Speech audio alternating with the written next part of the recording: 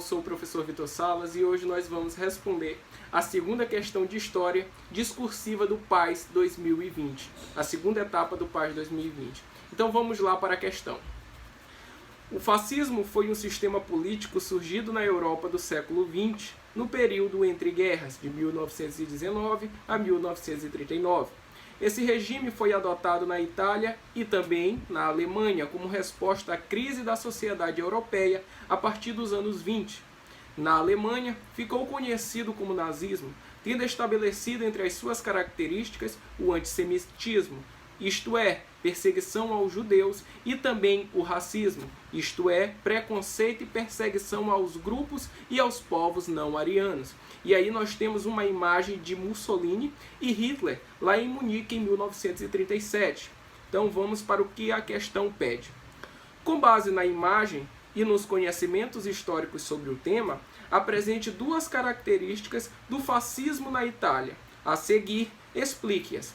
Antes de tudo, é sempre importante deixar claro o repúdio a qualquer forma ideológica fascista ou a qualquer prática fascista ou alguma ramificação do fascismo. Mas esse período também ele é interessante de se estudar para nós vermos a função da história. A função da história é alertar os sujeitos sobre as práticas passadas para que estas práticas não se repitam futuramente ou, se essas práticas forem boas, que se repita futuramente e que sirva de exemplo para essa sociedade. O fascismo, para mim, é um tema extremamente interessante porque ele mostra o que a sociedade foi capaz de fazer de ruim, o que esses regimes foram capazes de fazer de ruim para que nós não possamos repetir nem tolerar qualquer prática fascista ou qualquer prática ideológica fascista, qualquer proliferação dessa representação, qualquer representação que venha explanar essas práticas fascistas. Então vamos lá para a solução da questão. O fascismo ele surge na Itália lá em 1922 por seu grande líder Benito Mussolini. Bom, é importante entender que a Itália ela sai ali da Primeira Guerra Mundial devastada economicamente. Por quê? Como eu falei para vocês, a Itália ela entrará na Primeira Guerra Mundial lá em 1914 ao lado da aliança, da Tríplice Aliança, ao lado lá da Alemanha e ao lado também do Império Austro-Húngaro. Só que em 1915 a Alemanha vai entrar para o lado da Entente, porque a Inglaterra prometerá territórios e prometerá alguns custos econômicos. A Itália, vendo todas essas promessas, então a Itália vai passar para o lado da Entente para enfraquecer o lado da Alemanha, para enfraquecer a aliança. Só que com o acabar ali da Primeira Guerra Mundial, a Inglaterra não cumprirá com suas promessas. Muito além disso, a Inglaterra se instalará e tomará alguns focos econômicos da Itália. A Alemanha vai se instalar, ou a Inglaterra se instalará dentro da Itália, alguns ingleses dentro da Itália. No contexto pós-Primeira Guerra, era comum você andar pela Itália e ver alguns capitalistas ingleses naquele território ali, conseguindo alguns lucros. Isso vai enfurecer alguns cidadãos italianos. E esses sujeitos olharão e vão requerer uma resposta do Estado. E aí que irá surgir o fascismo na figura de Benito Mussolini. Benito Mussolini ele vai pregar o ultranacionalismo, a criação de uma pátria forte, a criação de uma identidade nacional, a qual deveríamos ali nos afastar de todos aqueles que vão comprometer a formação de uma identidade nacional italiana. É interessante entender que a Itália está se formando como Estado-nação durante a Idade Contemporânea, durante esse período do século XX. Então, Mussolini vai dizer que todos estes sujeitos que atrapalham a formação de uma identidade nacional, eles devem ser expulsos ou perseguidos. E isso vai proliferando ali na cabeça de alguns cidadãos italianos. Mussolini também ele vai pregar o autoritarismo, ou seja, esse Estado ele tinha que ser um Estado forte. Porque ali a gente via que Mussolini ele pregava que a democracia que era pregada pelos países ocidentais, ali, a democracia que era pregada por estes países que saíram vitoriosos da Primeira Guerra Mundial, ela não tinha base prática ali na Itália, ela não tinha uma base efervescente ali na Itália. Então Mussolini ele vai pregar ali o autoritarismo, que esse Estado ele deveria ser um Estado forte, ele deveria ser um Estado que estivesse ali sempre gerindo a manutenção da ordem social. Isso é um aspecto muito importante desses regimes fascistas, a manutenção da ordem social. Esse Estado ele deveria ter uma ordem, e se ele não obedecesse a essa ordem, esse Estado reprimiria esses sujeitos que não obedecessem à ordem vigente, à ordem existente. Isso é um aspecto muito interessante, porque os regimes fascistas eles vão agir de forma autoritária e repressiva. Eles vão tentar manter a ordem a todo custo, usando a força, a repressão. A terminologia fascismo ele vem de fácil, que significa um feixe. Fácil significa feixe.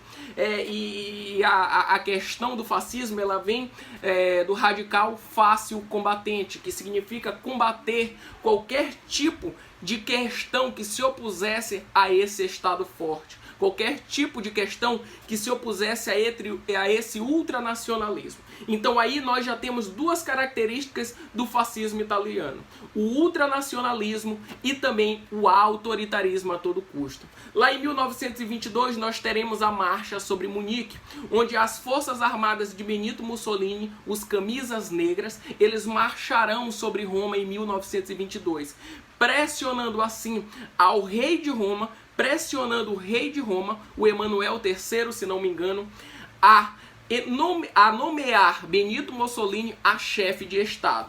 Benito Mussolini, posteriormente, também em 1922, ele dará um golpe, ele destituirá a monarquia e Benito Mussolini será o chefe máximo de Estado. Será agora o ditador e será o defensor do Partido Fascista Italiano. O fascismo na Itália ele servirá de base para outras ideologias fascistas pelo mundo, sobretudo na Alemanha. Será apoiado nas ideologias de Benito Mussolini, que Adolf Hitler também erguerá o partido nazista na Alemanha. Lá em 1933, o partido nazista vai implementar a ditadura nazista na Alemanha. Lembrando que a Alemanha ela também sai aí da Primeira Guerra Mundial devastada. Lá no Tratado de Versalhes de 1919, nós veremos que a Alemanha ela será devastada pelo Tratado de Versalhes, porque a Alemanha vai sair como a única culpada dos acontecimentos da Primeira Guerra Mundial e pagará ali alguns custos, custeará ali as despesas que ocorreram na Primeira Guerra Mundial. Também terá o seu exército reduzido aí para cerca de somente 100 mil soldados, e a Alemanha será retalhada com o Tratado de Versalhes. Perderá seus territórios, perderá suas colônias e etc. Adolf Hitler ele vai dizer que essa pátria alemã ela deveria se reerguer como uma pátria forte. Lembrando que nós estaremos aí na Alemanha pós Primeira Guerra Mundial no período da República Alemã, que vai de 1919 até 1933, mais ou menos, período que o partido nazista vai se reerguer e vai se instalar a ditadura nazista na Alemanha. Só que nesse período, o Partido Nazista, o Partido Socialista dos Trabalhadores Alemães, ele vai ganhar muita força. Ele ganhará muita força na Alemanha, ganhará apoio político e etc.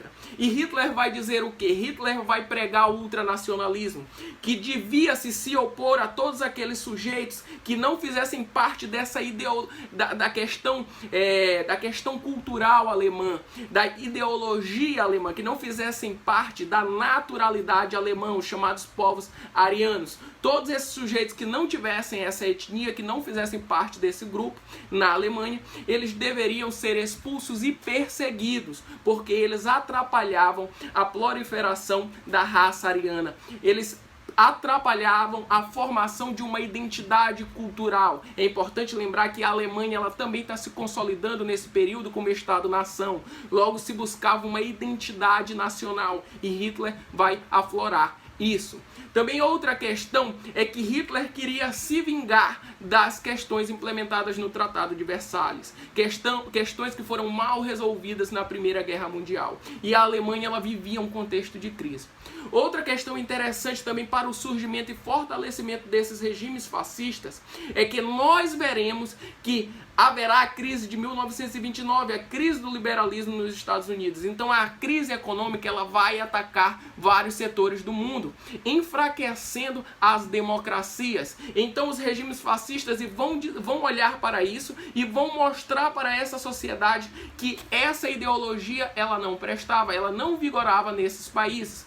Logo, eles tinham que fortalecer o Estado, tinham que implementar um Estado forte, um Estado ultranacionalista e um Estado apoiado no autoritarismo. Só que diferente do fascismo italiano, que usava tudo por meio da força, que tinha uma vocação ainda maior na questão da força para manter a ordem e para manter o regime, o nazismo alemão ele vai utilizar não só da força, como também grandemente da propaganda, o uso da propaganda. E aí nós teremos o marqueteiro Joseph Goebbels. Tem gente que está imitando o Joseph Goebbels aí, que já esteve presente nesse atual governo brasileiro. É sempre bom ficarmos espertos a esses ressurgimentos dessas ideologias. Então, o Joseph Goebbels, ele vai tentar ali, de alguma maneira, implementar e fortificar e legitimar a imagem do partido nazista, a imagem da ditadura nazista. Então, Hitler ele vai se utilizar das propagandas para fortalecer e para educar essa população a apoiar o partido nazista. Então, nós teremos ali meio que uma lavagem cerebral para que a sociedade alemã apoie o partido nazista. Então, esses regimes que serão extremamente autoritários, coercivos e violentos, eles vão emergir aí durante a segunda década do século XX, a segunda e terceira década do século XX. O fascismo italiano em 1922 e o nazismo alemão em 1933. E nós teremos também o franquismo na Espanha, o salazarismo em Portugal e outros tipos de fascismo pelo mundo. Mas o que a questão pede é exatamente isso, para descrevermos sobre o autoritarismo que era vigente no fascismo italiano e também o ultranacionalismo que era super vigente também no fascismo italiano. Eu espero que vocês tenham gostado, que tenha fortificado o aprendizado de vocês e até uma próxima.